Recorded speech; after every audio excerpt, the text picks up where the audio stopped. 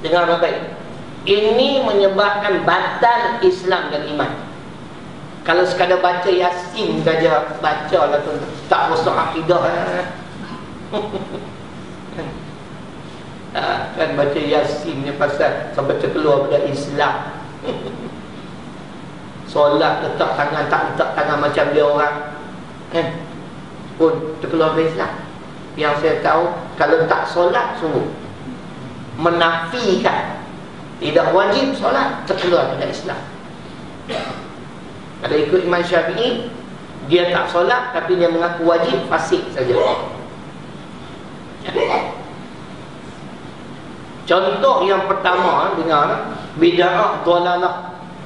Syekh Mustafa Abdul Rahman, ya, dia bersurat 323, cetakan Rumi. Ada hadis 40 tu. Betul perempuan dia rojok. Saya ajar kitab tu. Kuliah-kuliah di utara.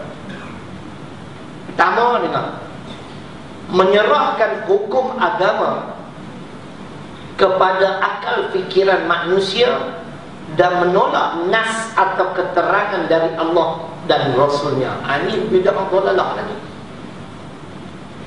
Kita menyerahkan hukum agama kepada akal fikiran manusia. Macam mana kita nak menangani penjenayah yang mencuri, kan? Kita penjarakan dia. Wasah kita.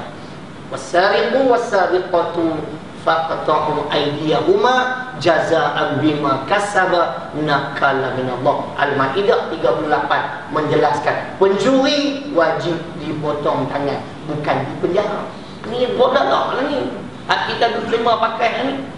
Cuma kita tak beramal dengannya. Kita tak redha. Yang ni dia orang tak bicara pula. Baik. Ya? Menyerahkan hukum agama kepada akal fikiran manusia.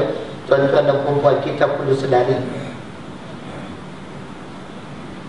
akal kita ni terbatas atau tidak? Betul tak? Terbatas tak?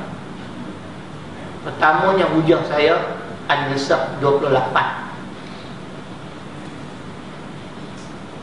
An-Nisa ayat 28. Dah confirm. Tak pernah ingat. Ayat tu pendek lah, tapi biasa kalau bila tak pernah ingat tu kena rujuk. Okay. Ayat 28. Wa khuliqal insanu dha'ifa. Itu ayat yang pendek. Ini dalil manusia tak boleh gunakan. Wa khuliqal insanu dha'ifa, dan kami cipta manusia itu dalam serba dhaif. Tuhan sebut. Betul tak? Saya mampu mengingati ayat Quran sekian surah, muka surat, tapi ada kekurangan. Saya tak hafal Quran. Yang hafal surat ustaz hafal Quran dia tu. Main nak test tengok ayat ni dalam surah apa? Oh, ustaz berbimbang. Ni ada kekurangan. Dia baca ustaz bagus. Kibirak. Kekalkan bacaan dia ni. Saya memang suka orang baca ni. Ada 2-3 orang yang saya dengar memang baik bacaan. Sebab saya belajar tuan-tuan hukum tajwid ni. Bila lintang-putang jadi kita rimas. Baik. Itu dalil pertama, tak boleh gunakan kita. Kita manusia yang Allah sebut, yang dicipta dalam serba kedhaifan. Kita lebih satu bab, kita kurang dalam bidang lain. Betul tak? Ada manusia boleh segala-galanya? Ada atau tak? Ada. Ada Muhammad SAW. Dia seorang, sebab dia dipandu dengan wahyu. Kadang-kadang menghafaz Quran, hafal Quran. Bila masa dia nak lupa tak ustaz? Lupa. Kita tegur, dia tak ada pergi. Jadi imam ni kena sekali dia. Bila orang tegur sekali tak boleh, rokok terus lah tuan. Makmum mesti suka dengan cepat ni.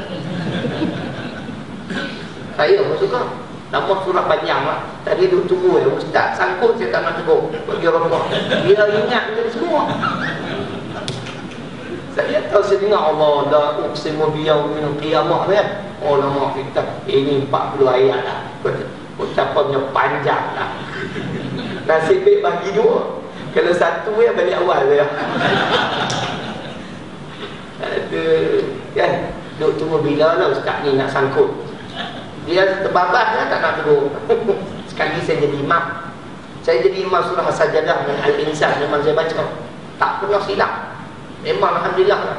Tapi satu hari nak jadi As-Sajadah okey. Giliran surah Al-Insan, saya sudah terbabas. Tak ingat. Baru berapa ayat, tak pernah berlaku dalam sejarah. Jadi saya ulang, tak betul. Belakang saya ni pelajar-pelajar sekolah agama. Saya ulang kali ketiga pun tak betul, merokok. Habis duduk orang, saya tanya pelajar, kenapa antum semua tak tegur ustaz?